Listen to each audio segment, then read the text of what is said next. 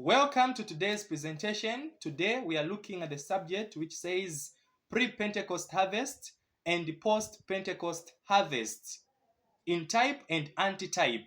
That is the lesson that we're going to be having in this wonderful day. So to begin with, we need to understand what does pre-Pentecost harvest mean and what does the post-Pentecost harvest mean. For we understand to say pre, it means before, post, that is after. So when we talk about the pre-Pentecost harvest, we are talking about the harvest before Pentecost.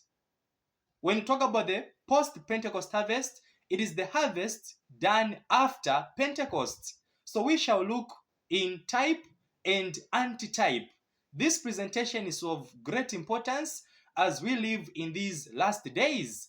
And we are going to learn that God is going to use means that are going to surprise many.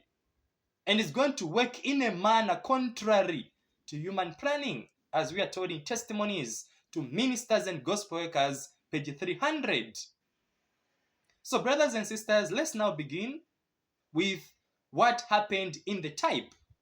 So to get into a full beam of light, we must first face the fact that the pre-Pentecostal harvest took place in a self-deceived church.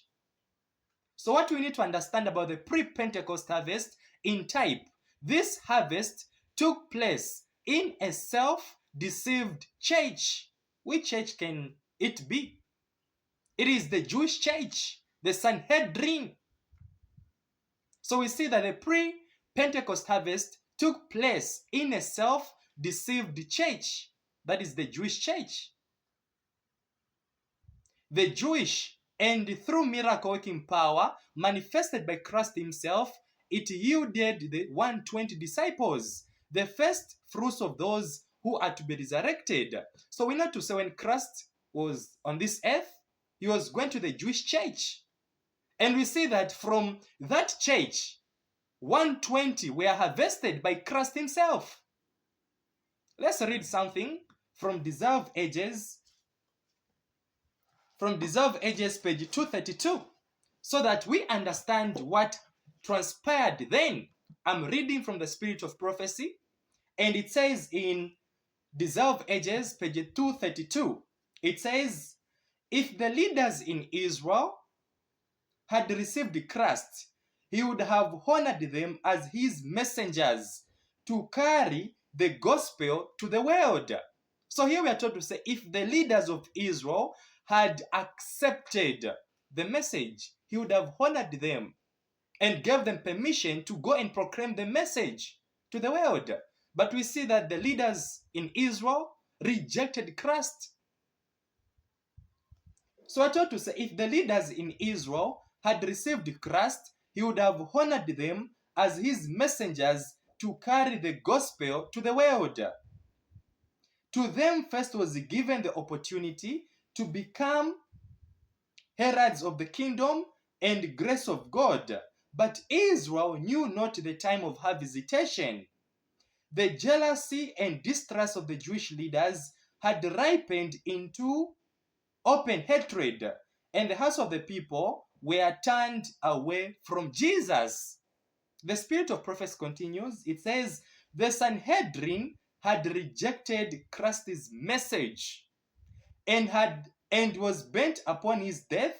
Therefore Jesus departed from Jerusalem, from priests, the temple, the religious leaders, the people who had been instructed in the law, and turned to another class to proclaim his message and to gather out those who should carry the gospel to all nations. So brothers and sisters, it's so clear in the Deserved Ages. We see that Christ turned away from leaders, from those people who were well instructed in the things of God, to another class. Let's read it again so that we have a clear understanding of what we are learning today.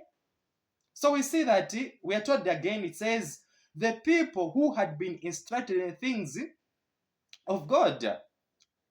It says the Sanhedrin had rejected Christ's message and was bent upon his death. Therefore Jesus departed from Jerusalem, from the priests, the temple, the religious leaders, the people who had been instructed in the law and turned to another class to proclaim his message. So we see that Christ turned to another class to proclaim his message and to gather out those who should carry the gospel to all nations. So brothers and sisters, here we see that the 120, they are the ones that were gathered by Christ himself. And these are the ones, when you read in the book, Acts chapter 1, verse 15 and verse 16, these are the ones that received the Pentecost. And there was no sin, no sinner among these people. They were in one accord. When you read Acts chapter 2, verse 1, read Acts chapter 1, verse 15 and 16, you are going to see that there were 120. And those are the ones that received the Pentecost.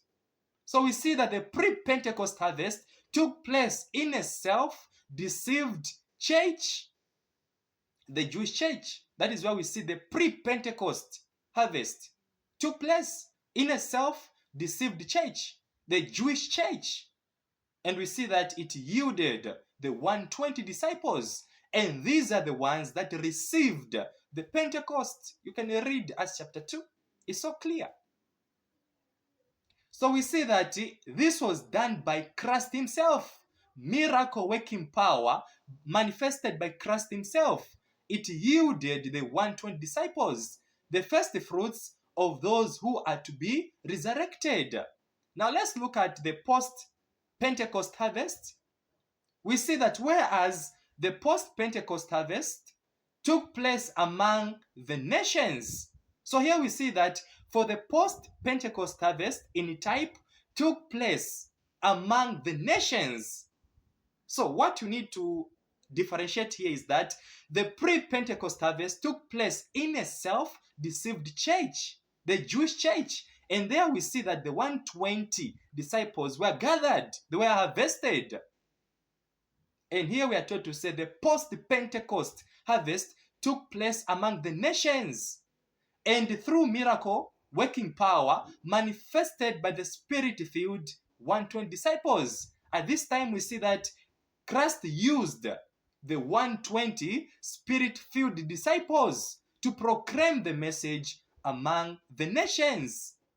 And you know well that message, when you read Acts chapter 2, verse 40 and verse 47, it's so clear. Acts chapter 2, verse 41 and verse 47. So we see that whereas the post-Pentecost harvest took place among the nations, and through miracle power manifested by the Spirit-filled 120 disciples, when you read Acts chapter 2, verse 1, going down, it yielded an innumerable multitude of converts to Christianity. You can read Acts chapter 2, verse 41 and verse 47. So we see that God used the 120, the ones that were harvested from the self-deceived church. And here we see that God gives them Pentecost. And these are the ones now, they are proclaiming the message. They proclaim the message among the nations. And we are told to say, innumerable multitude of converts came to Christianity. They were converted. The second fruits of those who are to be resurrected. Now to summarize the types before the Pentecost. To summarize the types before the Pentecost, that is pre-Pentecost harvest, we see that the first fruits were numbered. So under the pre-Pentecost harvest, we see that the first fruits, they were numbered. There were only 120 who were harvested from the Jewish church. They came exclusively from the church itself. That is the second point that you need to consider. The miracles then were wrought by Christ himself. The miracles were wrought by Christ himself. So we see that it is Christ who performed the miracles. So that is the pre-Pentecost harvest. That is the summary. In pre-Pentecost harvest, we see that the first fruits, they were numbered. It was a numbered company, 120. And we see that these came exclusively from the church itself. the Jewish church. And then another point, we see that the miracles then wrought were by Christ himself. So that is what happened pre-Pentecost, on pre-Pentecost harvest. And this harvest was done exclusively from the church itself, as we read. Now coming to the types after the Pentecost, that is post-harvest, that is post-Pentecostal harvest, we see that the second fruits were not numbered. That is the summary about the post-Pentecost harvest in type. The second fruits were not numbered. We read to say it was innumerable. People, multitude, innumerable number. So we see that the second fruits were not numbered. They came from the nations. The miracles then were wrought by the numbered ones, the 120 disciples, the first fruits. So mark those words with care. So we see that on post-Pentecost harvest, we see that it is the 120 who proclaimed the message to call the innumerable multitude among the nations. When you read Acts chapter 2, verse 41 and verse 47, it's so clear. So that is about pre-Pentecost harvest and the post-Pentecost harvest in type. Let's now conclude with the pre-Pentecost harvest and the post-Pentecost harvest in antitype. Type must meet the antitype. So we see that antitypically speaking, we are discussing about antitype now, pre-Pentecost harvest and post-Pentecost harvest in antitype. Accordingly, the antitypical pre-Pentecostal harvest takes place in a self-deceived church. So we see that in these last days, there is going to be pre-Pentecost harvest, and this harvest is going to be done strictly from self-deceived church, as it was in the type. And what church is that? A self-deceived church, which says that I'm rich and increase with goods and I'm in need of nothing. You can read Revelation chapter 3, verse 14 all the way to verse 18, and you shall find that it is the Laodicean Seventh-day Adventist church. It says, accordingly, the antitypical pre-Pentecostal harvest takes place in a self-deceived church, the Laodicean, that is, people declaring judgment, Seventh-day Adventist, the house of God, and through miracle working power manifested by heaven itself in the angels. Because we know to say the work of separation is given to the angels, is given to the angels. You can read Matthew chapter 13, verse 19. And there we see that the 144,000, the first fruits of those who are never to die, are going to be harvested from a self-deceived church, Laodicea. When you go to the study of Revelation chapter 7, we see that there are two harvests that must be done in these last days. One from the modern Israel, you can read that one in Revelation chapter 7 verse 4. We know to say we are dealing with prophecy. So the modern Israel, the only church that fits to be called Israel, it is Seventh-day Adventist. The Israel of old was keeping the Sabbath. Which church today keeps the Sabbath and teaches about the sanctuary message? It is Seventh-day Adventist church. And that is the clear proof that Seventh-day Adventist is the modern Israel. So we see that the 144,000 are going to be sealed from Laodicea, from the house of God, Seventh-day Adventist church. You can read in Testimonies for the Church, volume 3, page 252, paragraph 4. It's so clear what a greater deception can come upon human minds than a confidence that they are right when they are all wrong. You can read that one. Testimonies for the Church, volume 3, page 252, paragraph 4. It's so clear. It is talking about Seventh-day Adventist, Laodicea. So we see that the pre-Pentecost harvest in antitype takes place strictly from Laodicea, from Laodiceans, from Seventh-day Adventist church, the house of God. Remember the parable. Let the wheat and tares grow together. In the church, there are wheats and tares growing together. And that is the judgment for the living, because the dead cannot grow. And it says, let the wheat and tares grow together. It is a sign to say this is the judgment for the living, because the dead cannot grow. They are dead. It has to do with the living. So we see that, antitypically speaking, the pre-Pentecost harvest in Antitype is going to take place strictly from Seventh-day Adventist Church. You can read Revelation 7 verse 4. That is the first harvest which is going to be done in Seventh-day Adventist Church. And the 144,000 are going to be harvested. Remember, Revelation chapter 7 verse 3, it says that these are the servants of God, the servants of our God. For them to be called the servants of God, they have the work to do. So let's now proceed to post-Pentecost harvest in Antitype. So we see that whereas the antitypical post-Pentecostal harvest takes place among the nations, type must meet the antitype.